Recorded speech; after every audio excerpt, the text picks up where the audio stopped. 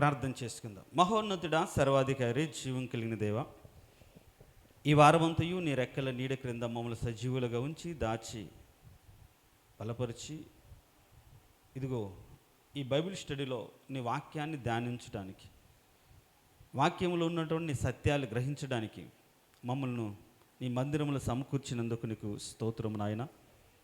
చదివిన వాక్యాన్ని, వాక్యంలో ఉన్నటువంటి లోతైనటువంటి విషయాలను మీరు మాకు తెలియచేసి ప్రభా, వాటిని ప్రకారంగా మేము బ్రతుకున్నట్లుగా లేఖనానుసారమైనటువంటి జీవితాన్ని మా జీవితాల్లో మేము కలిగి బ్రతుకున్నట్లుగా నీ కృప చూపించమని, నిలబడిన నన్ను నీ దయలో వాక్య ప్రత్యక్షత నాకు అనుగ్రహించి వాటిలో నుంచి నీ బిడ్డలకు ఏది అవసరమో, నాకు ఏది అవసరమో గ్రహించి చర్చించి బోధించగల సామర్థ్యం అనుగ్రహించమని, బలపరచమని యేసయ్య అతి శ్రేష్టమైన దివ్యగణ నామమును అడిగి వేడుకుంటున్నాము తండ్రి, ఆమేన్. దేవునికి స్తోత్రం. హల్లెలూయా చెప్దాం. ప్రేలుడ హల్లెలూయా. మరొకసారి చదువుదాం. కింది వచ్చిన చదువు. ఎవడు దీనుడై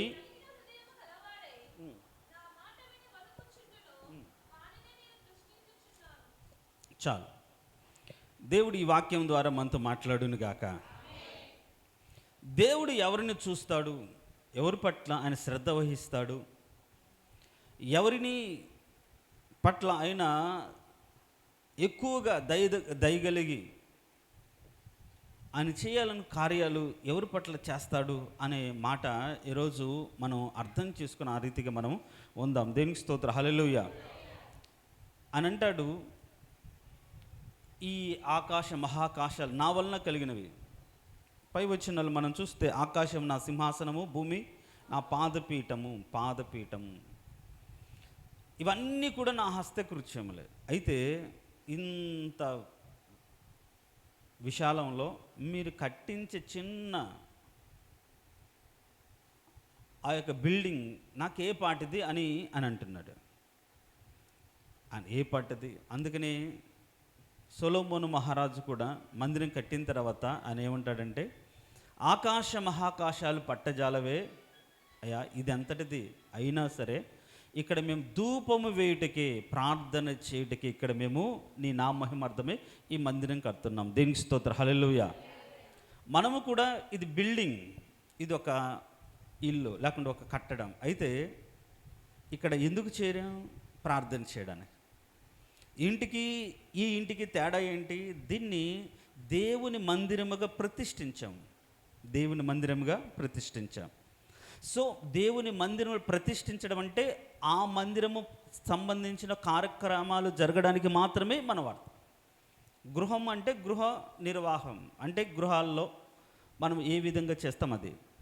సో ఇది కూడా ఇల్లులాగా ఉంది కాబట్టి ఇంట్లో చేసినట్టుగా మందిరంలో చేయడానికి లేదు. దీన్ని మనం ప్రతిష్ఠించాం. ఇది దేవుని మందిరము, దేవుని పని కొరకు, దేవుని యొక్క సహవాస నియమాలను పాటించి ఇక్కడ జరపడానికి ఈ స్థలము అని మనం నిర్ణయిస్తే, ఆ నిర్ణయించిన స్థలం మీద దేవుడు కనుదృష్టి ఉంచి అక్కడ చేస్తున్న ప్రార్థనను ఆయన దృష్టి ఉంచి ఆ ప్రార్థనలకు జవాబిస్తాడు. దేవుని స్తోత్రం. హల్లెలూయా.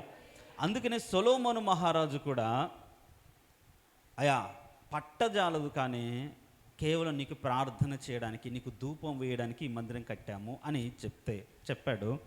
అందుకని దేవుడు కూడా జవాబిచ్చాడు. అవును, నా కనుదృష్టి ఇక్కడ ఉంటుంది, నా మనసు ఇక్కడ ఉంటుంది, నేను కోరుకుంటున్నాను ఈ పట్టణాన్ని, నేను నిత్యం ఇక్కడ నివాసం ఉంటాను అని దేవుడు చెప్పాడు. దేవునికి స్తోత్రం. హల్లెలూయా చెప్దాం. హల్లెలూయా. అయితే ఆయన కట్టడాలు కోరుకోవట్లేదు, పెద్ద పెద్ద బిల్డింగ్లు. ఈ రోజుల్లో మందిరాలు చూస్తే సెంట్రలైజ్డ్ చేసి భారీ కట్టడాలు, పెద్ద పెద్ద మందిరాలు ఉంటాయి. వాళ్ళకున్న దేవుడిచ్చిన ఆర్థికపరమైన వెసులుబాటుని బట్టి, సమకూర్పుని బట్టి కట్టుకుంటారు, తప్పేం లేదు. అదంతా కూడా ప్రశాంతంగా ప్రజలు కూర్చుని దేవుని ఆరాధించడానికే. ఆ రోజు దేవాలయంను కూడా అంత అద్భుతంగా కట్టారు. తర్వాత సొలొమోను అయితే బంగారంతోనే కట్టాడు. కానీ అవన్నీ కూడా ఒకరోజు కూల్చబడ్డాయి. ఇప్పుడు దేవుడు అంత ప్రత్యేకమైన దృష్టి ఆ మందిరం మీద ఉంచినప్పుడు ఎందుకు కాపాడలేకపోయాడు?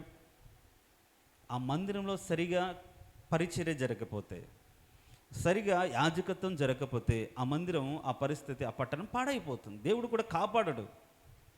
అప్పటి వరకు అక్కడ బలులు జరిగాయి కదా, దేవుడు నా నామం అక్కడ ఉంటుందని చెప్పాడు కదా, కానీ దేవుడు వదిలిపెట్టేస్తాడు. దేవుడు కోరుకుంటుంది లోక సంబంధమైన కట్టడలు కాదు, కానీ ఆయన ఏం చూస్తున్నాడంటే ఒక వ్యక్తి తన ఎదుట ఏ విధంగా బ్రతకడానికి ఆశపడుతున్నాడో, సిద్ధపడుతున్నాడో ఆ దానిని చూస్తున్నాడు. దేనికి స్తోత్రం, హల్లెలూయా. దేవుడు ఏం చూస్తున్నాడంటే దేవుని ఎదుట మనం ఎలా బ్రతకడానికి, ఎలా కనబడడానికి ఆశపడుతున్నామో, సిద్ధపడుతున్నామో దానిని చూస్తున్నాడు. అందుకని వివేకము కలిగి దేవుని వెతుకువారు కలరేమో అని ఆయన ఆకాశం నుండి నరులను పరిశీలించుచున్నాడని రాయబడింది. వివేకము కలిగి దేవుని వెతుకువారు, వెతకడంలో కూడా వివేకం, దేవుని గూర్చిన తెలివే వివేకమని బైబిల్లో రాయబడింది. అంటే నన్ను నేను కోరుకుంటున్నటువంటి పద్ధతిలో, నేను ఆశపడుతున్న రీతిగా నన్ను కనుగొన్నారా, నన్ను ఆరాధిస్తున్నారా, వాళ్ళ ఆరాధన అంతా నేను చెప్పినట్లుగానే ఉందా, ఆ వివేకం వాళ్ళు కలిగి ఉందా అని దేవుడు పరిశీలిస్తాడు. మన ఆరాధన, మన ప్రార్థన, మన బ్రతుకు, మన పద్ధతి వాక్యానుసారంగా దేవుని చిత్తానుసారం కాకపోతే దేవుడు అంగీకరించాడు. అది ఎవరినైనా సరే, నేనైనా మీరైనా ఎవరైనా సరే, ఎంతటి వారినైనా సరే దేవుడు పక్కన పెట్టేస్తాడు. ఇప్పటి వరకు నేను ఇంత ప్రయాసపడ్డాను కదా ప్రభా, ఇంత భారమైన పరిచర్య చేశాను కదా, లేదు, దానికి ఎలాంటి ఎక్స్క్యూజ్ చేయడం. దానికి మనం పోయిన వారం చెప్పుకున్నాం, మోషే ఒక్క మాట పలికాడు అంతే, కానీ మాట పలికాడు అంతేనా, ఇంకేమైనా చేశాడా? ఏ రోజున వాళ్ళకి వ్యతిరేకంగా కుట్రలు చేశారా? వీళ్ళు చేశారు, వీళ్ళు తిరిగారు, కానీ వాళ్ళ గురించి ప్రయాసపడ్డాడు, భారం, కానీ ఒక్క మాట, కాని మాట పలికేటప్పటికి పక్కన పెట్టేశాడు. అంత ఖచ్చితంగా ఉంటాడు దేవుడు. దేవునికి స్తోత్రం, హల్లెలూయా. కాబట్టి ఆయన అనుసరించే విషయంలో మనం చాలా జాగ్రత్తగా, చాలా కరెక్ట్గా తెలుసుకొని, అర్థం చేసుకొని నడవాలని నా ఆశ. నుంచి మీకు చెప్తున్న ప్రతిసారి మీకు తెలిసినట్లుగా దేవుని ఆరాధించమాకండి, ఎవరు చెప్పినట్టుగా దేవుణ్ణి కనుగొనమాకండి, ప్రార్థించమాకండి. ఎవరు చెప్పినా అది వాక్యంలో ఉందా లేదా, ఆ పద్ధతి కరెక్టా కాదా అని మనము వాక్యంలో, వాక్యపు వెలుగులో మనల్ని పరిశీలించుకుంటూ మన జీవితాలు కట్టుకోవాలి. దేనికి స్తోత్రం, హల్లెలూయా. చెప్దాం, హల్లెలూయా. అంటే దేవుడు ఏం కోరుకుంటున్నాడు, దేవుడు ఎవరిని చూస్తాడు అంటే, ఆ మాట నేను ఆయన ఎవరిని దృష్టించుతున్నాడు అంటే, ఎవడు దీనుడై, అంటే దేవుడు ఆయన ఎదుట ఏ విధంగా ఉండాలని కోరుకుంటున్నాడు, దీనుడై ఉండాలనుకుంటాడు, దీనుడై. సో పోయిన వారం గురించి ఈ ఎవరు దీనుడు అనే మాట గురించి పోయిన వారం కాస్త మనం చెప్పుకున్నాం. ఎవరు దీనుడు చెప్పండి, దీనుడు ఎవరు? దీనుడు ఎవరు అంటే ఈ లోకంలో డబ్బు ధనం లేకుండా పేదరికంలో ఉండి, లేకుంటే దరిద్రతలో ఉండి, ఏమి లేనివాడుగా ఉండి, దిగాలుగా బాధపడుతున్నవాడా దీనుడు కాదు. దేశంలో బీదలు ఉండక మానరు అని బైబిల్లో ఉంది, ఉంటారు. వాళ్ళకు చేయవలసిన పని దేవుడు కూడా చెప్పాడు. ఒకవేళ మీరు పొలం కోత కోసిన తర్వాత ఏవైనా సరే పడిపోతే ఆ పరిగి ఏరుకోవడానికి మళ్ళీ మీరు వెళ్ళకూడదు. దేశంలో బీదలు ఉంటారు, వాళ్ళు పరిగి ఏరుకోవడానికి వస్తారు, వాళ్ళు కడుపు నిండడానికి ఉపయోగపడతాయని చెప్పాడు. దేవుడికి స్తోత్రం, హల్లెలూయా. సో దేవుడు అన్నిటినీ ఉద్దేశించి దేవుడు ఏర్పాటు చేశాడు. మన బీదరికాన్ని బట్టి మనం దీనులం కాదు, మన పేదరికాన్ని బట్టి మనం దీనులం కాదు దేవుని దృష్టిలో. మరి ఎవరు దీనుడు అంటే, మనం పోయిన వారం మనం ఆ మాట మనం చదువుకున్నాం. ఆయన దీనులకు ఆయన ఏం నేర్పుతాడు, తన మార్గమును తెలియజేస్తాడు, నేర్పుతాడు. ఆ మాట మరొకసారి చదువుదామమ్మా. న్యాయ విధులను బట్టి ఆయన దీనులను నడిపించును, తన మార్గములను దీనులకు నేర్పును. చూడండి, ఇప్పుడు ఏదైనా మనం నేర్చుకోవాలంటే ముందు మనం అంగీకరించాలా కదా, చెప్పండి. ఏమ్మా, మీరు కొత్త బండి కొన్నారు, స్కూటీ కొన్నారు, కొన్న తర్వాత నేను అన్నాను రండి నేను నేర్పిస్తానని. నాకు ఇప్పుడు కాదులే, ఇప్పుడు వద్దులే అన్నారు. మీకు వస్తుందా? బండి మీ దగ్గర ఉంది, బండి మీ దగ్గర ఉన్నంత మాత్రం మీరు బండి వేసుకుని తిరగలుగుతారా? ఏమ్మా చెప్పరేంటి? కొనియండి అయ్యా అంటున్నారా? దేనికి స్తోత్రం, హల్లెలూయా. కొనుక్కోండి అని చెప్తున్నాను, దేనికి స్తోత్రం, హల్లెలూయా.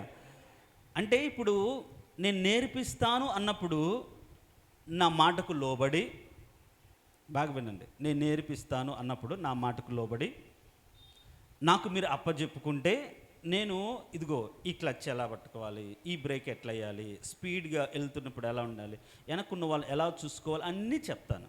అవునా కదా? చెప్పండి. పెద్దలు ఉన్నారు, వాళ్ళకి బండ్లు రావాలేమో, అది జనరల్గా మనం ఏదైనా ఒక వెహికల్ నేర్చుకునే పద్ధతి. ఎవరైనా వెనక్కి కూర్చొని క్లచ్ ఎలా వేయాలి, బ్రేక్ ఎట్లా వేయాలి, భయం వస్తూ ఉంటుంది జనాలు చూడంగానే. ఆ భయం ఎట్లా ఓవర్కమ్ చేసుకోవాలి అనేది చెప్తారు. 1-2 సార్లు నేర్పిస్తుంటారు, అది చూపిస్తారు. నేర్చుకున్న తర్వాత కొంతకాలం ఇంకా అది నేర్చుకున్న తర్వాత భయం లేకుండా మనమే దాన్ని హ్యాండిల్ చేసుకుంటూ వెళ్ళగలుగుతాం. దేవునికి స్తోత్రం, హల్లెలూయా. అర్థమవుతుందా? ఇప్పుడు దేవుడు దీనులకు తన మార్గాన్ని నేర్పుతాడు కదా. బాగా పట్టుకున్నాం మనం. అంటే ఎవరు దీనుడు? నేర్చుకున్నవాడు దీనుడు. దేవునికి స్తోత్రం, హల్లెలూయా. నాకు కుదరదయ్యా, నాకు రాదయ్యా, నాకు భయమయ్యా. బండి నడపాలంటే చాలామంది భయం కదా.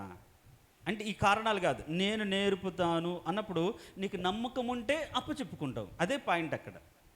ఈయన ఎక్కడ పడేస్తాడో, ఈయనకి వచ్చో రాదో, సరిగ్గా తెలుసో లేదో అనుకుంటే ఎప్పుడు కూడా నేర్చుకోవడానికి ఇష్టపడరు. అంటే దేవుడు ఎవరైతే తన్ను అంటే వారిని దేవునికి అప్పజెప్పుకొని, బాగా విని, దేవునికి అప్పజెప్పుకొని దేవుడు నేర్పిస్తున్న దానికి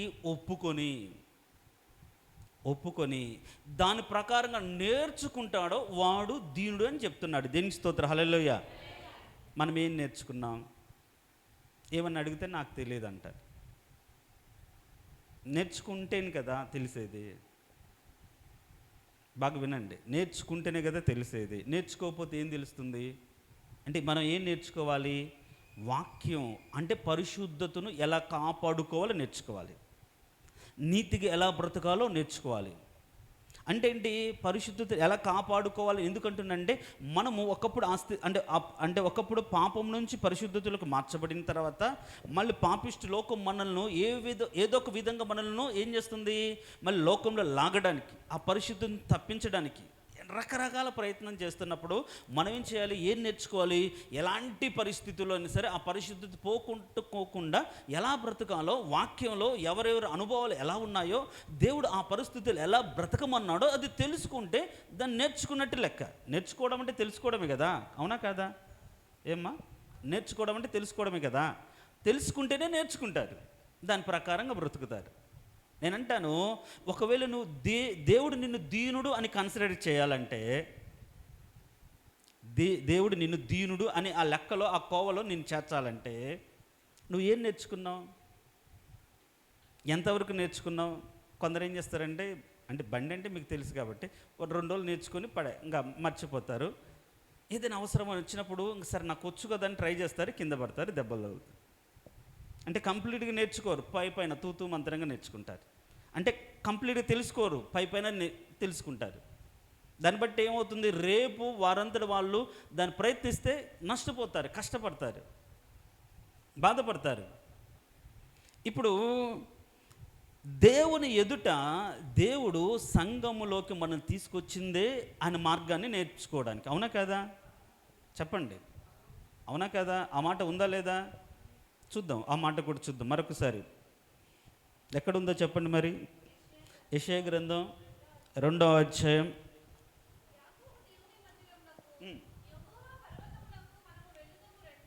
దేవుని మందిరముకు మనము వెళుదము రండి, ఆయన తన మార్గముల విషయమై బోధించును, మనము ఆయన త్రోవలలో నడుతుము. దేవునికి స్తోత్రం, హల్లెలూయా. దేవుని సన్నిధికి వస్తే బోధిస్తాడు, తెలియజేస్తాడు, చెప్తాడు, నేర్పిస్తాడు. సో దేవుని సన్నిధికి వచ్చిన వాళ్ళందరం కూడా దేవుని యొక్క మార్గం ఏంటి, న్యాయం ఏంటి, సత్యం ఏంటి, ఒకవేళ ఒక వ్యక్తిగా, ఒక విశ్వాసగా దేవుణ్ణి నమ్మిన తర్వాత నీ సమర్పణ ఏంటి, నీ త్యాగం ఏంటి, నీ భక్తి ఏంటి, దేవునితో నీకున్న సంబంధం ఏంటి, ఏ విధంగా దేవునితో నీ సంబంధాన్ని కొనసాగించాలి, లోకం పట్ల నీ వైరాగ్యపు వైఖరి ఏ విధంగా కొనసాగించి, ఇవన్నీ కూడా వాక్యంలో మనం నేర్చుకుంటాం, తెలుసుకుంటాం. ఇవేమీ తెలుసుకోకుండా ఉంటే మనము ఎలాంటి వారం అంటే, మనకు ఇంక నేర్చుకోకపోతే లోబడిన నొల్లని వారమే. నాకు వద్దు, నాకు ఎవరో ఒకరు చేస్తారు, ఏదో ఒక బండి మీద నేను వెళ్తాను, ఎవరికి మా ఇంట్లో మా తమ్ముడు ఉన్నాడు, మా నాన్న ఉన్నాడు, మా కొడుకున్నాడు, వాళ్ళు తీసుకెళ్తారు అంటే ఇంకా దాని అర్థం ఏంటి? నీవు నీ అంతట నీవు దేవుని సత్యాన్ని నేర్చుకోకుండా ఎవరో ఒకరి మీద ఆధారపడుతున్నావు. కానీ బైబిల్ ఏం చెప్తుంది? నువ్వు దేవుని సన్నిధికి వచ్చిన తర్వాత దేవుని సన్నిధిలో నువ్వు బ్రతకవలసిన విధానాన్ని నువ్వు నేర్చుకోవాలి.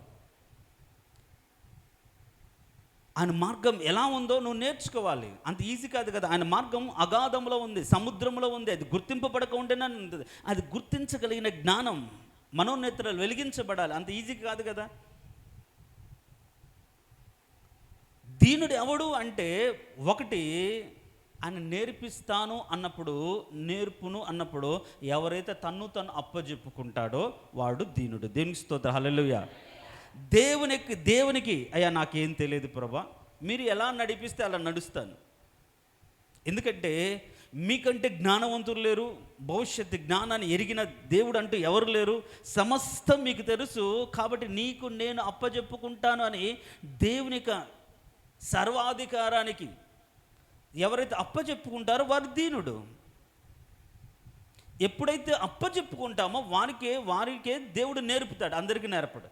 అది కూడా పాయింట్. ఏంటి? ఎవరికి? అందరికీ నేర్పడు.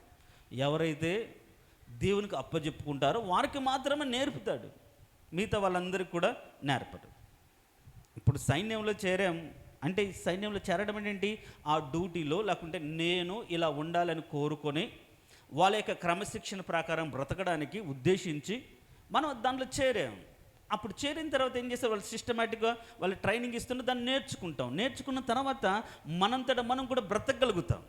నేర్చుకోకుండా బ్రతకలేము, పోరాడలేము.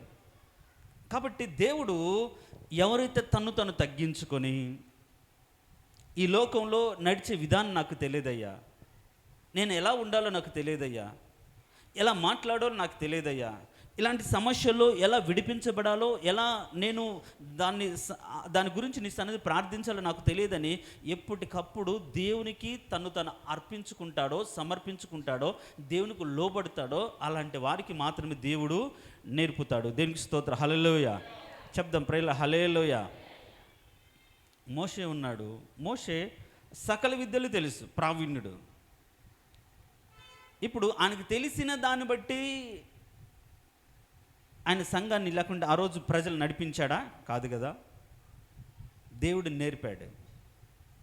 40 సంవత్సరాల అరణ్యంలో ఒంటరితనంలో సహనంతో, అంటే తప్పిపోయిన గొర్రెలు మాట విన్నవి పైకి వెళ్తాయి, ఇటుపోతుంటాయి.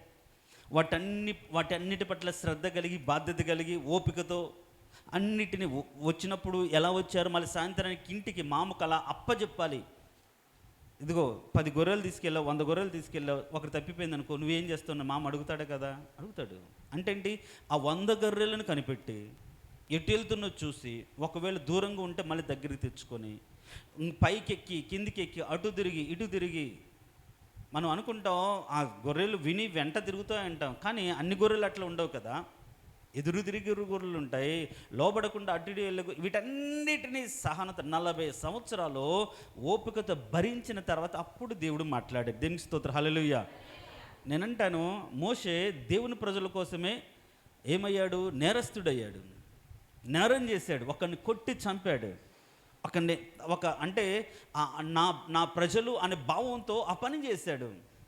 సంవత్సరం తర్వాత దేవుడు మాట్లాడొచ్చుగా. దేవుని కోసమే కదా ఒకరిని చంపాడు, దేవుని కోసం కదా మంచి ఉన్నతమైన, అంటే దేవుని ప్రజల కోసం కదా ఉన్నతమైన స్థితి, రాజభవనం నుంచి వెళ్ళిపోయాడు. దేవుడు మాట్లాడా? లే. తర్వాత 40 సంవత్సరాలు తన ఇచ్ఛలు, కోరికలు, ఆలోచనలు, తన జ్ఞానమంతా, చదువు కూడా మనం కానీ ఇంకా అది మానేసిన తర్వాత అది దాంట్లో కంటిన్యూ అవుతుంటే అది గుర్తుంటుంది.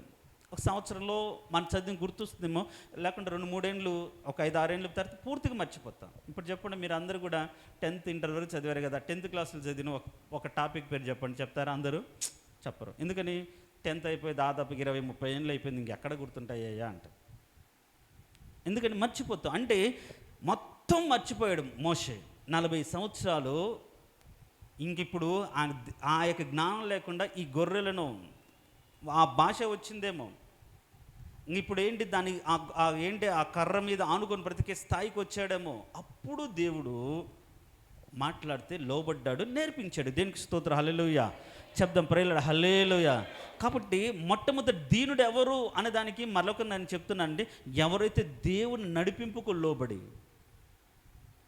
దేవుడు మాట్లాడితే అప్పచెప్పుకొని తన సొంత ఇష్టం కాకుండా, సొంత నిర్ణయం కాకుండా దేవునికి మీద లోబడి ఆయన వాక్యాన్ని, ఆయన చిత్తాన్ని నేర్చుకునేవాడు దీనుడు. అందుకనే దేవుడు అందరికీ నేర్పడు.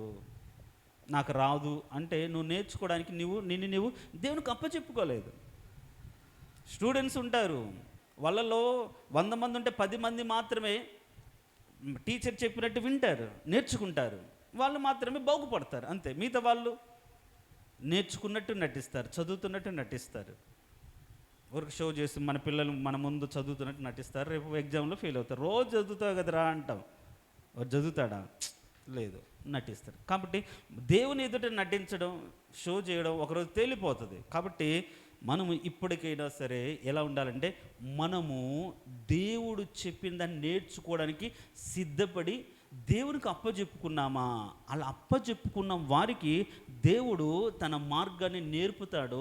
అలా నేర్చుకోవడానికి ఇష్టపడిన వ్యక్తిని దేవుడు ఏమంటున్నాడంటే దీనుడు అంటున్నాడు. దేనికి స్తోత్రం, హల్లెలూయా.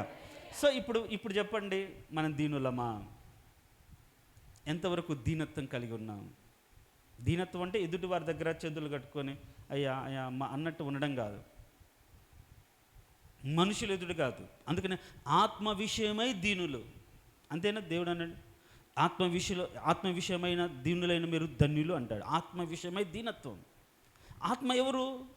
అక్కడ రాశాడు, దేవుడు ఆత్మ. అంటే దేవుని విషయమైన దీనత్వం కలిగిన వారికి మనం బ్రతకాలి. సో దీనుడు ఎవరు అంటే, ఆయన నేర్పుతున్నప్పుడు ఆయనకు అప్పచెప్పుకున్నవాడు దీనుడు. అందుకనే దావీదు విషయంలో పోయిన మాట అంటే దావీదు కూడా దీనుడు, నేను శ్రమల పాలై దీనుడనైతిని అంటాడు. మీరు కానీ ఆ మాట కానీ చదివితే 40 అధ్యాయం,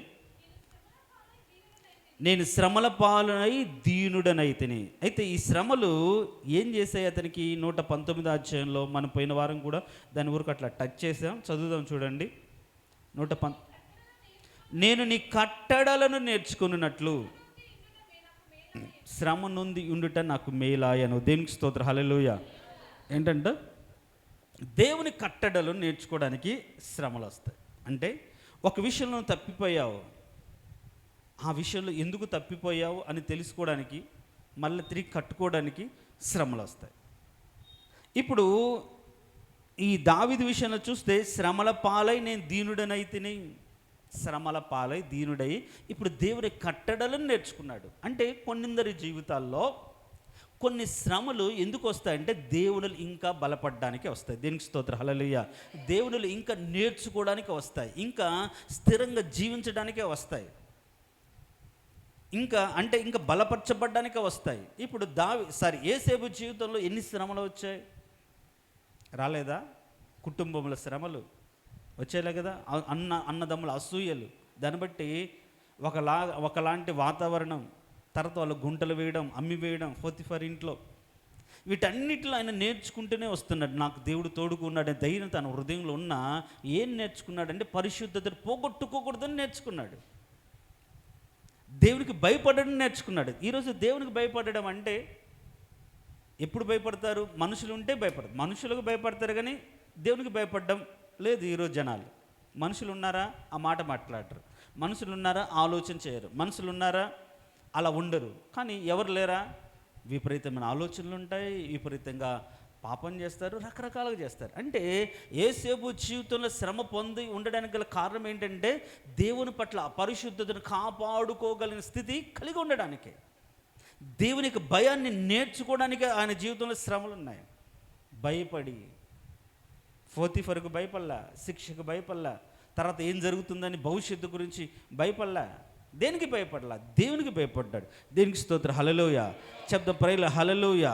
సో అట్లా ఎప్పుడైతే మనం దేవునికి లోబడతామో, దేవునికి అప్పచెప్పుకొని ఆ శ్రమలలో దేవుని చిత్తాన్ని జరిగించడానికి ఇష్టపడతామో, అలాంటి దీనులకు దేవుడు ఏం చేస్తాడు అంటే, ఒక మాట చదువుదాం చూడండి. కీర్తనల గ్రంథం 68వ అధ్యాయం 10వ వచనం.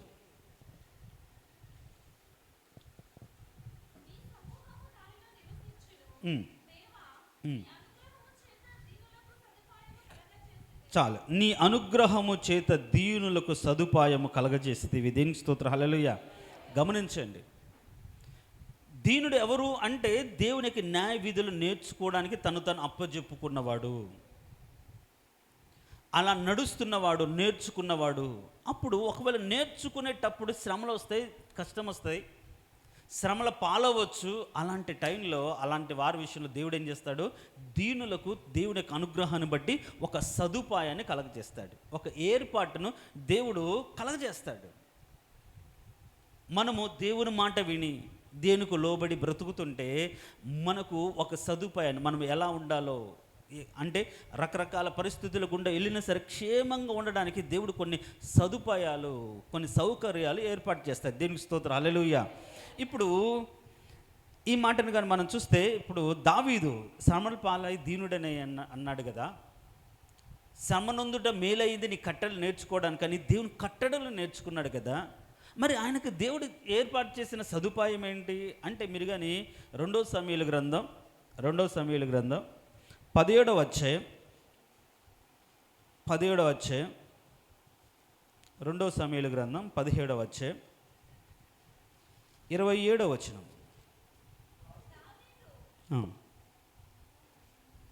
ఉందా 27?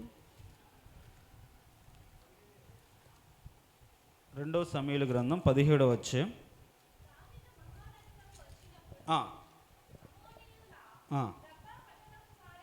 చూడు, అమ్మోనీల రబ్బా పట్టణపు వాడైన నాహాషు కుమారుడగు షోబియాను, లోదెబారు ఊరివాడగు అమ్మీయేలు కుమారుడైన మాకీరును, రోగిలీము ఊరివాడును గిలాదీయుడైన బర్జిల్లై, వీళ్ళందరూ అరణ్యమందు జనులు అలసిన వారై ఆకలిగొని దప్పికొని ఉందని తలంచి పరుపులు, పాత్రలు, కుండలు, గోధుమలు, యవలపిండి వేచిన గోధుమలు, కాయధాన్యములు, చిక్కుడు కాయల పేలాలు, తేనె, వెన్న, గొర్రెలు, జున్ను ముద్దలు దావీదును అతని యొద్ద ఉన్న జనులకు భోజనముకై చేయుటకై తీసుకుని వచ్చారు. దేనికి స్తోత్రం, హల్లెలూయా. తరమబడుతున్నాడు దావీదు ఎవరి చేత? కుమారుడు చేతను. అలాంటి పరిస్థితుల్లో ఇప్పుడు అందరూ వదిలేశారు, భయపడ్డారు. కానీ దేవుడు అతనికి ఏం చేశాడు? సదుపాయం కలగజేశాడు. ఏం చదివాం? దీనులకు దేవుడు సదుపాయాన్ని కలగజేస్తాడు. మనం దేవుని మాటకు లోబడి బ్రతుకుతూ ఉంటే, మన జీవితంలో కష్టాలుంటే మనం ఆదరించే వారిని దేవుడు మనకు సమకూరుస్తాడు. నువ్వు నాకు ఎవరు లేరు అనుకోమాకండి, దేవుడు ఖచ్చితంగా సమకూరుస్తాడు. అది దేవుడు ఏర్పాటు చేసే ఒక సదుపాయం. అంత మాత్రమే కాదు, అలాంటి దీనులకు ఆ మాట కానీ ఇంకొక మాట చదువుకొని దీన్ని ధ్యానం చేస్తే 22వ అధ్యాయం కీర్తనల గ్రంథమే 26వ వచనం చదువుదాం. 22-26 ఉందమ్మా. దీనులు భోజనము చేసి తృప్తి పొందుదురు. చాలు, దేనికి స్తోత్రం, చాలు. ఇప్పుడు దావీదు దేవుని కట్టడలు నేర్చుకొని దీనస్థితిలోనే ఉన్నాడు. మరి ఆయన ఆ స్థితిలో రాజు అయిన తర్వాత కూడా అనుకోని పరిస్థితులు, విరోధులు, కుమారుడే విరోధుగా మారి ఊరు నుంచి లేకుండా ఆ యొక్క రాజ్యం నుంచి తరిగినప్పుడు దేవుడు వదిలిపెట్టాడా? వదిలిపెట్టలే. దేవుడు తోడుగా ఉండి కొంతమందిని ఆకలితో అలసిపోయి ఉంటారేమో పాపం. ఆయన ఏజ్ కూడా ఎక్కువైంది, ఏం తిన్నాడో ఏమో. అతనితో పాటు చాలామంది కనిపెడుతున్నారు కదా, వీళ్ళందరూ అడవులు అలసిపోయారమని ఏం చేశారు? ఎన్ని రకాలైన వస్తువులు ఆ యొక్క అన్ని తీసుకొని వచ్చారు. దీనులు ఏం కలిగి ఉంటారు? భోజనం చేసి తృప్తి కలిగి ఉంటారు. వాళ్ళకి భోజనానికి డోకేం చేయడు, తినడానికి ఏదో కొంత పంచభక్ష పరమాణాలు కాకపోయినా చూడండి, ఆకలి తీర్చుకోవడానికి కావాల్సిన సదుపాయాన్ని దేవుడు మాత్రం ఖచ్చితంగా కలుగజేస్తాడు. దేవునికి స్తోత్రం, హల్లెలూయా. సదుపాయం దేవుడు ఒకటి, దీనులకు దేవుడు సదుపాయాన్ని కలగజేస్తాడు. ఎవరైతే దేవునికి లోబడి, దేవుని మాటకు లోబడి అప్పజెప్పుకొని అలా బ్రతుకుతారో అలాంటి వారిని దేవుడు దీనుడు అంటున్నాడు. అలాంటి దీనుడికి దేవుడు ఏం కలుగజేస్తాడు? ఒక సదుపాయాన్ని కలుగజేస్తాడు. ఏంటిదంటే భోజనం చేసి తృప్తి పొందుతాడు. అంటే మన జీవితంలో మన అవసరతలు, అంటే కనీస అవసరతలు కదా, కనీస అవసరతలు. అందుకని అన్నపానములు కలిగి అన్న వస్త్రము గలవారమై తృప్తి పొందుదామని పేతురు భక్తుడు అంటే. దీనికి స్తోత్రం, హల్లెలూయా. ఈ లోకంలో అన్నము వస్త్రం ఉంటే చాలు. గృహం ఎక్కడైనా బ్రతకొచ్చు, ఎక్కడైనా ఉండొచ్చు. అన్నము వస్త్రం ఉంటే చాలు. వస్త్రము మన సిగ్గుని కప్పుకోవడానికి, అన్నము ఈ శరీరాన్ని కాపాడుకోవడానికి, అది ఉంటే చాలు. అంతకుమించి మనకేం అవసరం లేదు. ఎందుకంటే ఇదేది కూడా దేవుని దగ్గర తీసుకెళ్ళేది ఏం లేదు కదా, ఆత్మే కదా దేవుని దగ్గరికి వెళ్ళేది. కాబట్టి దీనుల పట్ల దేవుడు వాళ్ళ కనీస అవసరాలు తీరుస్తాడు. దేనికి స్తోత్రం, హల్లెలూయా. వాళ్ళ అలాంటి ఇబ్బంది ఏం పడరు. వాళ్ళ అవసరం ఆకలి కొని ఉన్నారని దావీదు కనీస అవసరం తీర్చాడు, ఆహారాన్ని తృప్తిగా ఇచ్చాడు. ఇప్పుడు ఏలియా ఉన్నాడు, దేవుని మాటకు లోబడ్డాడు, దేవుని మాట విన్నాడు, ప్రకటించాడు, కరువు వచ్చింది. మరి ఈయన ఎట్లా పోషించబడాలి? చెప్పాడు, నువ్వు వెళ్ళి కిరీతు వాగు దగ్గర ఉండు అన్నాడు. ఏం చేశాడు? కాకోలంతో అప్పము రొట్టె పంపించాడా లేదా? సదుపాయం కలగజేశాడా లేదా? తినడానికి దేవుడు ఆ సౌకర్యాన్ని ఇచ్చాడా లేదా? దేవుని మాటకు లోబడితే ఆయన ఏదో ఒక విధంగా మన జీవితాల్లో ఆ సదుపాయాన్ని కలగజేస్తాడు. దేనికి స్తోత్రం, హల్లెలూయా. దావీదు కలగజేశాడు, తర్వాత ఏలీయా కలగజేశాడు. మనం చూస్తే అలా కలగజేసే దేవుడు. సో మనము దేవుని మాటకు లోబడి దేవుని చిత్తానుసారం ఆయన దృష్టికి దీనులమై ఉంటే మన యొక్క బాధ్యతను ఆయనే తీసుకుంటాడు, మన కడుపు ఆయన నింపుతాడు, తృప్తి ఆయనే పరుస్తాడు. అంత మాత్రమే కాకుండా ఒక మాట చదువుదాం చూడండి. 37వ వచనం, 37వ అధ్యాయం, కీర్తనల గ్రంథం 37వ అధ్యాయం. వర్షం పడుతుందమ్మా అత. 37వ అధ్యాయం 14వ వచనం, కీర్తనల గ్రంథం 37:14. దీనులను దరిద్రులు పడుద్రోడికి, యథార్థంగా ప్రవర్తించు వారిని చంపుటకై. చాలు. ఇప్పుడు భక్తిహీనులు కత్తి దూస్తారు. ఎందుకంటే వీడి స్థితి ఏంటి అని ఏదో ఒక విధంగా అంటారు. మనం చదివిన ఈ వచనంలో దీనులను దరిద్రులను పడుద్రోవుటకై ఏం చేస్తారు? యథార్థవంతులు నాశనం చేయడానికి భక్తిహీనులు ఏం చేస్తారు? కత్తి దూస్తారు అని చదువుతాం. ఇప్పుడు మొర్దెకై ఉన్నాడు, దీనుడై తన గోత్రం చెప్పుకోలేదు, తన పని తను చేసుకుంటున్నాడు. అయితే హామాన్ ఏం చేశాడు? మొర్దెకై మీద చంపాలనుకున్నాడు. ఎందుకని? అతను అధికారం ఉంది, తన మాట రాజు వింటాడు. ఇప్పుడు ఏదైనా చేయడానికి అవకాశం ఉంది. సో అలాంటి టైంలో దీనుల మీదికి కత్తి దూయడానికి ఎవరు? బలత్కారులు, భక్తిహీనులు లేస్తే దేవుడు ఊరుకుంటాడా? లేదు. చూడండి, ఇంకొక మాట చదువుదాం. 35వ అధ్యాయం, కీర్తనల గ్రంథం 10వ వచనం. 35వ అధ్యాయం. బాగా చూడండి. మించిన బలము గలవారి చేతి నుండి, ఆ దీనులను దోచుకుని వారి చేతుల నుండి. ఏంటమ్మా? ఆ దీనులను దరిద్రులను విడిపించువాడు. దేనికి స్తోత్రం, హల్లెలూయా. చెప్దాం, ప్రైజ్ ది లార్డ్, హల్లెలూయా. 35వ అధ్యాయం, కీర్తనల గ్రంథం 35వ అధ్యాయం 10వ వచనమేనా చదివింది? 35:10లో అక్కడ మించిన బలము గల వారి చేతి నుండి దీనులను, దోచుకొని వారి చేతి నుండి దీనులను దరిద్రులను విడిపించువాడవు నీవే. దేవుడే విడిపించేవాడు. ఇప్పుడు మొర్దెకైని హామాను చేతి నుంచి విడిపించలేదా? విడిపించాడు. ఎందుకై? దీనుడై దేవుని సన్నిధిలో దుఃఖముఖంగా ఉపవాసం ఉండి దేవుని సన్నిధి కన్నీరు కార్చాడు. ఎక్కడ అతిశయించలే. అందుకని ఎవడు దీనుడై వణుకుచుంటాడు వాడిని దృష్టిస్తానన్న దేవుడు.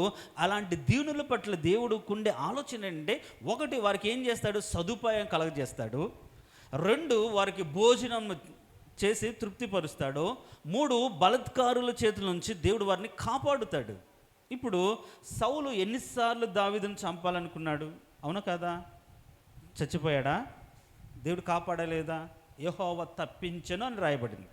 యెహోవా తప్పింది అంటే మనము దేవుని ఎదుట దీన మనసు కలిగిన వారమై దేవుని మాటలు నేర్చుకుంటూ ఈ లోకంలో దేవుని చిత్తానుసారంగా బ్రతుకుతుంటే మన మీదికి లేచే వారి చేతి నుంచి ఆయన మనల్ని కాపాడుతాడు. అర్థమవుతుందా? మనకు అన్నపానములు, కనీస వస్త్రము అంటే కనీస అవసరతలన్నీ కూడా దేవుడు మన జీవితంలో తీరుస్తాడు. దానికి డోకా అంటూ ఏమి ఉండదు. మనం దేవుని కోసం బ్రతుకుతున్నాం కాబట్టి, దీనత్వం కలిగి ఏం ఆశించకుండా బ్రతుకుతున్నాం కాబట్టి. అంత మాత్రం కాకుండా మనల్ని కాపాడుతాడు. దేనికి స్తోత్రం, హల్లెలూయా. ఎవరంటే వాళ్ళు మన మీదకి వస్తే దేవుడు ఊరుకుంటాడా? ఊరుకోడు, కాపాడుతాడు. చూడండి, అంటే ఎవరైతే దేవుని మాటకు లోబడి తను తాను అప్పచెప్పుకుంటాడో, ఆయన మార్గంలో నడవడానికి అప్పచెప్పుకుంటాడో, వారి పట్ల దేవుడికి ఉన్నటువంటి ఆలోచనలు, వారి పట్ల దృష్టి ఉంచి దేవుడు వారికి ఒకటి సదుపాయాన్ని కలగజేస్తాడు. వారు అంటే తిని తృప్తి పొందుతారో వారిని దేవుడు బలాత్కారుల చేతుల నుంచి కాపాడుతాడు. అంత మాత్రమే కాకుండా చూడండి, 29వ అధ్యాయం యెషయా గ్రంథం 29వ అధ్యాయం 19వ వచనం చదువుతాం. యెషయా గ్రంథం 29:19. చాలు. యెహోవా యందు దీనులకు కలుగు సంతోషం అధిక సంతోషం కలగజేసే దేవుడు. దీనికి స్తోత్రం, హల్లెలూయా. అధిక సంతోషం. యేసేపు జీవితంలో అధిక సంతోషం వచ్చిందా లేదా? ఏమ్మా? అంటే ఎప్పుడు కూడా అంటే తన జీవితంలో వదిలిపెట్టని గొప్ప సంతోషం, ఒక ఉన్నతమైన స్థితి, ఆ సదుపాయాన్ని దేవుడు కలగజేశాడు, హెచ్చించాడు. ఆ మాట కూడా మనం చదువుతాం చూడండి. యోబు గ్రంథం 5వ అధ్యాయం 11వ వచనం. యోబు గ్రంథం 5వ అధ్యాయం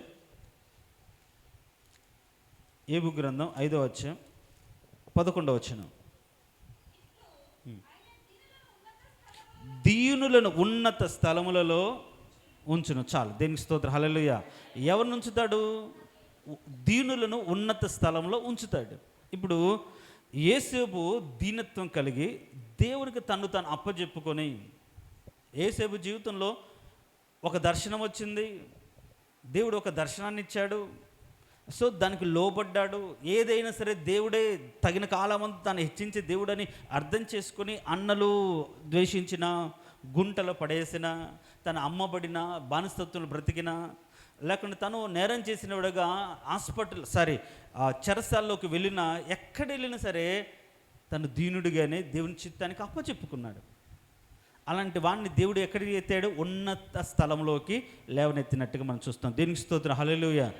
దావీదు జీవితాన్ని కానీ కూడా మనం గమనిస్తే, దావీదు బాల్యంలో ఎలా ఉన్నాడంటే చాలా దీనుడిగా, నిరాధారణ పొందినవాడిగా. ఈవెన్ సమయంలో వచ్చినప్పుడు కూడా కడసారి వాడు అక్కడ ఉన్నాడులే అన్నట్టుగా మాట్లాడతాడు. అతడు గొర్రెల దొడ్లో గొర్రెలు మెప్పుతున్నాడులే అన్నట్టుగా మాట్లాడు. కానీ దేవుడు అలాంటి దీనుల పట్ల ఏం చేశాడు? వారు ఉన్నత స్థలంలో ఉంచుతాడు. అంటే మనము దేవునికి లోబడి, దేవుని మాటకు లోబడి, ఆయన చిత్తానికి అప్పచెప్పుకొని ఆయన మార్గంలో నడుస్తూ ఉంటే, ఒకటి ఆయన మనకేం చేస్తే సదుపాయాన్ని కలగజేస్తాడు.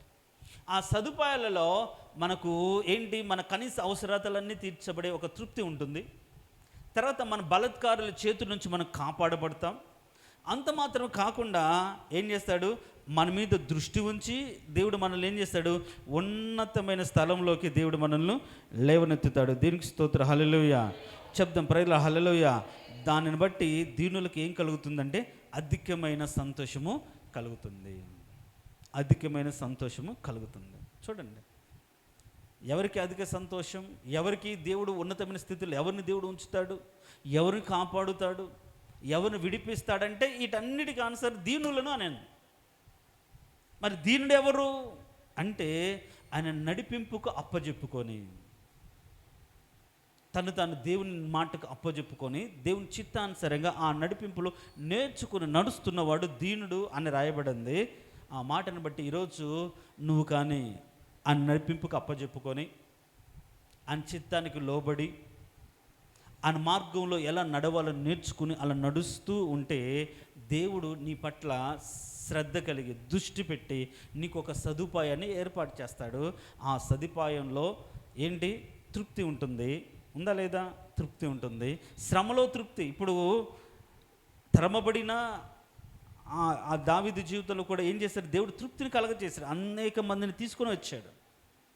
ఒకవేళ అంతఃపురంలో అన్ని రకాలైన వంటలు తింటారో లేదో, ఇంకెక్కువ తింటారేమో మనకు తెలియదు, కానీ అలాంటి అలసిపోయిన పరిస్థితుల్లో, ఎవరు ఆదరించని పరిస్థితుల్లో ఏంటి తృప్తి పొందే ఉన్నతమైన కృప దీనులకు ఇచ్చాడు. అంత మాత్రమే కాదు, ఏంటంట తర్వాత పడద్రోయడానికి ఎవరైనా భక్తిహీనులు కత్తి దూస్తే దేవుడు ఏం చేస్తాడు, వారి చేతిలో నుండి దేవుడు వారిని తప్పిస్తాడు, దేవుడు కాపాడుతాడు. మించిన బలము గల వారి చేతిలోంచి దీనులను కాపాడుతాడు. నీకంటే గొప్ప వాళ్ళు ఉండొచ్చు, దేవుడు అలాంటి వారి నుంచి మనల్ని కాపాడుతాడు. అంత మాత్రం కాకుండా మన పట్ల ఆయన దృష్టి ఉంచి మనల్ని ఏం చేస్తాడు, ఉన్నతమైన స్థలంలోకి మనల్ని ఎక్కిస్తాడు.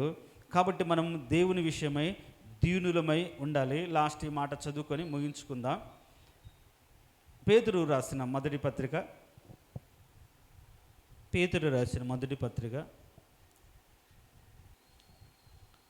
5వ అధ్యాయం 5వ వచనం.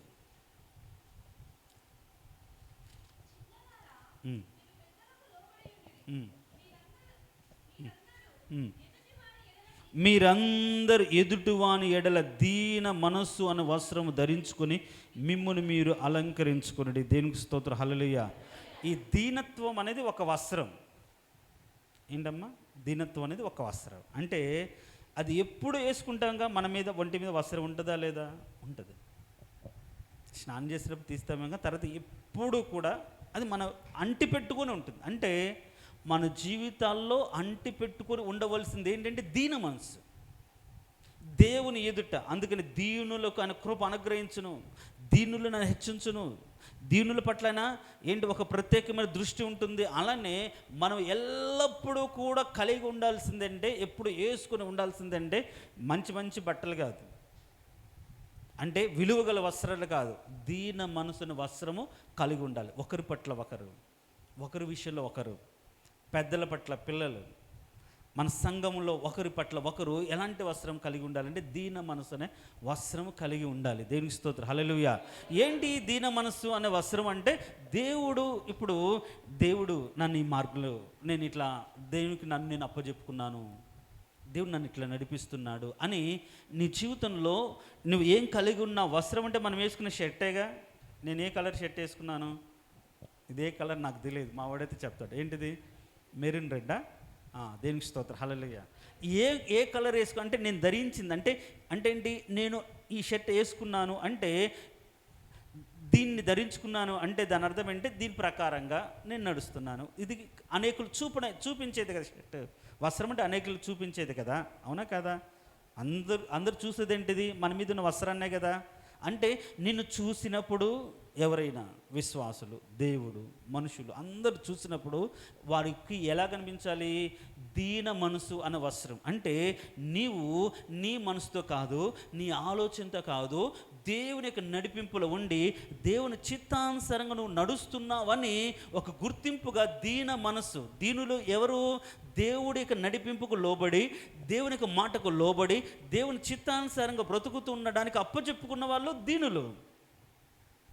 తన మార్గాన్ని దేవుని మార్గాన్ని నేర్చుకుంటున్న వాళ్ళు దీనులు. అంటే ఏంటి, ఆ దీన మనసును నువ్వు వేసుకున్నప్పుడు లేకుంటే ధరించినప్పుడు అనేకులు ఏం చూడాలంటే చూడండి ఎంత తగ్గింపు కలిగి ఉన్నాడో, ఎంత పరిశుద్ధత కలిగి ఉన్నాడో, ఎంత నీతిని కలిగి ఉన్నాడో, ఎంత భయాన్ని కలిగి ఉన్నాడో, ఎంత త్యాగాన్ని కలిగి ఉన్నాడో, ఎంతటి సమర్పణ కలిగి ఉన్నాడో, ఎంతటి అంటే వైరాగ్యం కలిగి దేవుని సన్నిధిలో బ్రతుకుతున్నాడో అని దేవుని దగ్గర మనం నేర్చుకున్న వస్త్రం అనేకులు కనిపించాలి.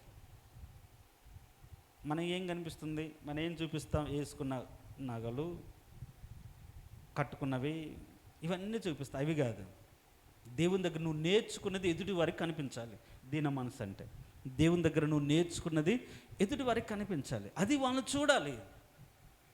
కాబట్టి ఈరోజు దేవుడు మనం దృష్టించాలంటే అసలు ఎలాంటి ఆలోచన వాక్యానుసారంగా మనం ఉందో మనకు గుర్తెరిగితే దేవుని ఎదుట అసలు దీనులం కాదు. నాకేం అనే ఆలోచన ఒకరు, నాకేం కర్మ, నాకేం అవసరం. దేవుడు కూడా నాకేం అవసరం అనుకుంటాడు.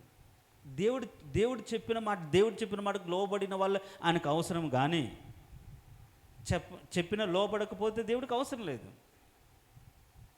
చాలా రేరు అవసరం, అంటే లోబడకపోయినా పిలిచిన సందర్భాలు చాలా తక్కువ. లోబడితేనే త్వరగా దేవుడు వారి జీవితాల కార్యాలు జరిగిస్తాడు. కాబట్టి ఈరోజు ఈ వాక్యం ద్వారా మనం ఏం నేర్చుకున్నాం అంటే, ఒకటి, దీనుణ్ణి దేవుడు దృష్టించుతాడు. దీనుడు ఎవరు అంటే, దేవుడు నేర్పుతున్నప్పుడు తను అప్పజెప్పుకొని దాని ప్రకారంగా బ్రతకడానికి నిర్ణయించుకున్నవాడు. దేవుని మాటలు నేర్చుకోవడానికి తాను దేవునికి సమర్పించుకున్నవాడు దీనుడు. ఒకవేళ అలాంటి దీనత్వమే ఉండి, అయ్యా నువ్వు ఏం నేర్పితే దాని ప్రకారంగా బ్రతుకుతాను, నువ్వు ఎలా నడిపిస్తే అలా నేను నడుస్తాను అని దేవుని ఎదుట ఆ దీన మనసు నీకు ఉంటే, నీ పట్ల దేవునికి ఒక ప్రత్యేకమైన శ్రద్ధ కలిగి నీకు ఒక సదుపాయాన్ని కలగచేస్తాడు. ఆ సదుపాయంలో తృప్తి ఉంటుంది. భోజనం చేస్తావు, అన్నవసరం కలిగిన దానివిగా బ్రతుకుతావు. అంత మాత్రం కాదు, ఈ ఈ ఈ లోకంలో బ్రతుకుతున్నప్పుడు బలత్కారాలు నీ మీదకి వస్తే దేవుడు కాపాడుతాడు. అంత మాత్రం కాదు, నువ్వున్న స్థితిలో మొదట నీ స్థితి కొద్దిగా ఉన్నా సరే దేవుడు దాన్ని మహావృద్ధి చేసి ఆ దీనస్థితి నుంచి, పెంట కుప్పల మీద నుంచి దీనులను ఆయన పైకెత్తువాడని చెప్పినట్టుగా నువ్వు బ్రతుకుతున్న దీన స్థితి నుంచి పైకెత్తి యేసేపు వలె, దావీదు వలె, షడ్రకు, మేషకు, అబేద్నెగో వలె, దానియేలు వలె ఏం చేస్తే ఉన్నతమైన స్థలంలో ఉంచుతాడు. ఇదన్నీ కూడా ఎవరికి ఈ వాగ్దానాలు అంటే దీనులకే. ఇంతకు దీనుడు ఎవరు చెప్పండి, ఇంక ముగిస్తాను. దీనుడు ఎవరు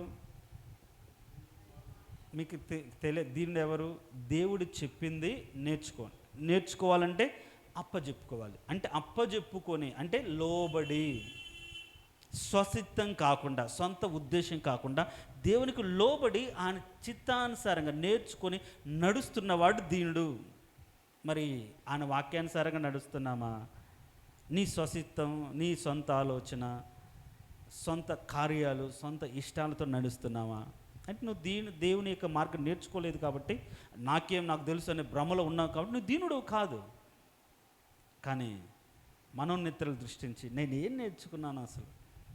ఒక శ్రమ కలిగితే బలంగా ఉండడం నాకు రాదు, కష్టంలో కృంగిపోతాను, బాధలో ఏడుస్తాను, వాక్యం ఏం చెప్తుందో నాకు తెలియదు, ప్రతి దాంట్లో తప్పిపోతుంటాను, ఎప్పుడంటే అప్పుడు పడిపోతుంటాను. నేను ఇంత కాల భక్తిలో ఏం నేర్చుకున్నాను? శ్రమలో స్థిరంగా ఉండడం నేర్చుకున్నామా? విశ్వాసం పరీక్షల్లో శుద్ధి కలుగుతుందని మనల్ని పరిశీలించుకుని శుద్ధి చేసుకోవడం నేర్చుకున్నామా? దేవుని కోసం పోరాడడం, ఆ సమయమందు పోరాడడం, దేనికోసం నిలబడడం నేర్చుకున్నామా? ఆ నేర్పుతున్నప్పుడు నేర్చుకోవడానికి ఇష్టపడిన వాళ్ళని దేవుడు దీనుడు అంటారు. ఒకవేళ ఈ దీనత్వం నీలో ఉంటే ఖచ్చితంగా దేవుడు నీకు సదుపాయాన్ని కలుగజేస్తాడు, కాపుదలనిస్తాడు, తృప్తినిస్తాడు, నిన్ను హెచ్చిస్తాడు. దేనికి స్తోత్రం, హల్లెలూయా. తలలు వంచండి. తలలు వంచిన మనం చెప్పబడిన వాక్యాన్ని బట్టి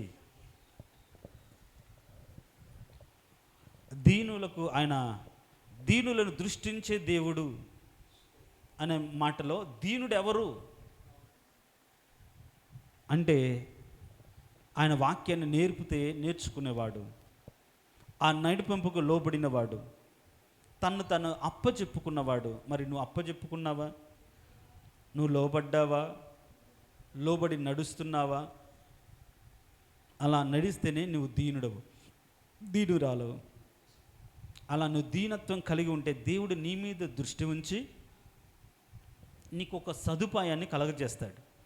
అది ఏది రకమైన సరే, నీ కష్టంలో, నీ బాధలో, నీ ఇరుకులో, నీ ఇబ్బందులో ఆదరించగలిగిన వారిని ఎద్దుకు నడిపిస్తాడు. ఓదార్చగలిగిన వారిని దగ్గరికి నడిపించి నిన్ను తృప్తిపరుస్తాడు. నీ కష్టం, నీ బాధ పోగొట్టే విధంగా కొందరిని సహాయకులను నీ మధ్యలో ఉంచుతాడు. ఆ విధంగానే బలత్కారుల చేతిలో నుంచి నిన్ను కాపాడుతాడు. నీకంటే మించిన బలం గల వారి చేతి నుంచి దీనులు కాపాడినట్టుగా నువ్వు పనిచేసే చోట, నువ్వు ఉంటున్న చోట, వాళ్ళు నీకంటే డబ్బున్న వాళ్ళు, గొప్పవాళ్ళు, అధికారులు, కానీ నువ్వు దేవుని ఎదుట దీన మనసు కలిగి ఉంటే వారందరి చేతిలోంచి దానియేలును కాపాడినట్లుగా దేవుడు నిన్ను కాపాడుతాడు. షడ్రకు, మేషకులు కాపాడినట్లుగా దేవుడు నిన్ను కాపాడుతాడు. అంత మాత్రం కాదు, నిన్ను ఉన్నతమైన స్థలంలో ఉంచుతాడు. యేసేపు నేర్చుకున్నాడు దేవుని యొక్క మార్గాన్ని, పరిశుద్ధమైన మార్గంలో నిలబడడానికి నేర్చుకున్నాడు. దేవునికి భయపడడం నేర్చుకున్నాడు. ఆ భయం పడి ఆ మార్గంలో నడవడం నేర్చుకొని ఉన్నత స్థలంలో నిలబడ్డాడు. దావీదు కూడా ఆయన ఆజ్ఞల మార్గము చొప్పున తన బ్రతుకును కట్టుకున్నాడు కాబట్టే ఉన్నత స్థలంలో ఉంచాడు. కాబట్టి ఈరోజు దేవుడు నేను చూడాలంటే దీనత్వం కలిగి ఉండాలి అనే మాటను నువ్వు అర్థం చేసుకొని, ఈరోజు ఏ విషయంలో దీన మనసు లేదో, దీనత్వం అంటే దీన మనసు అంటే మనం చెప్పుకున్నాం, దేవునికి లోబడి బ్రతికే జీవితం అనేకులు అది చూడాలి. దేవుని వాక్యానుసారంగా నువ్వు ఎలా సమర్పించుకొని నడుస్తున్నావో అది చూడాలి. ప్రతివాడు ఎదుటివాని పట్ల దీన మనస్సు అనే వస్త్రం ధరించుకోవాలి. అంటే నీ సమర్పణ ఏంటి? నువ్వు ఏం నేర్చుకున్నావు? ఏ విధంగా దేవుడు నిన్ను నడిపిస్తున్నాడు? ఆ నడిపింపులో ఎదుర్కొనే శ్రమలో, సమస్యలో, బాధలో, ఇరుకులో నువ్వు ఎలాంటి జయకరమైన జీవితం కలిగి ఉన్నావు అనేది నిన్ను చూస్తే ఎదుటి వారికి తెలియాలి. అలాంటి దీన వస్త్రం నువ్వు ధరించుకుని జయకరమైన జీవితాన్ని కలిగి ఉన్నతమైన స్థితిలో ఉండినట్లుగా దేవా నన్ను ఉంచండి అని ఈరోజు నువ్వు ప్రార్థన చేస్తే ఎంత మంచిది. ప్రార్థన చేసుకుందాం. మహోన్నతుడ, సర్వాధికారి, జీవం కలిగిన దేవా, అవునయ్యా, ఎవడు దీనుడై అనే మాటను మేము ఆధారం చేసుకుని, నా మాట విని వణుకుచున్నాడో అనే మాటలు ఆ వాక్యంలో ఉంచి, ఎవడు దీనుడు అనే మాటను ధ్యానం చేస్తూ, దీనుడు ఎవరు, దీనుడి పట్ల నీకున్నటువంటి ఆలోచన ఏంటి, దీనుడి పట్ల మీరు చేసే మేలులు ఏంటి, మీరు ఇచ్చేటువంటి కృప ఏంటి, అహంకారులను ఎదిరించి దీనుల కృపనిచ్చే దేవుడు కదా, ఆ కృప ఏంటో ఈరోజు మేము నేర్చుకున్నాం. ఈరోజు తెలుసుకున్న మేము నేర్చుకోవడానికి మంచి మనసు మీరు అనుగ్రహించండి. వాక్యాన్ని నేర్చుకోవడానికి, వాక్యానుసారంగా బ్రతకడం నేర్చుకునే కృపనివ్వండి. పరిశుద్ధతను తెలుసుకుని పరిశుద్ధతను నేర్చుకునే కృపనివ్వండి. నీతిని తెలుసుకుని నీతియుక్తమైన జీవితాన్ని బ్రతికే ఉన్నతమైన కృపనివ్వండి. నీ మార్గాన్ని తెలుసుకుని ఆ మార్గంలో నడిచే గొప్ప భాగ్యం ఇవ్వండి.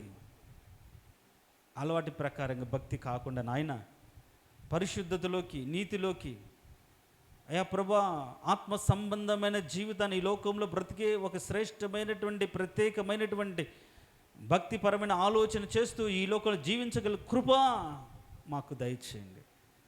ఇంకొంతకాలమే ఉండబోతాం ఈ లోకంలో, కానీ ఒకరోజు ప్రాణం పోయితే అది నీ దగ్గరికి చేరాలి.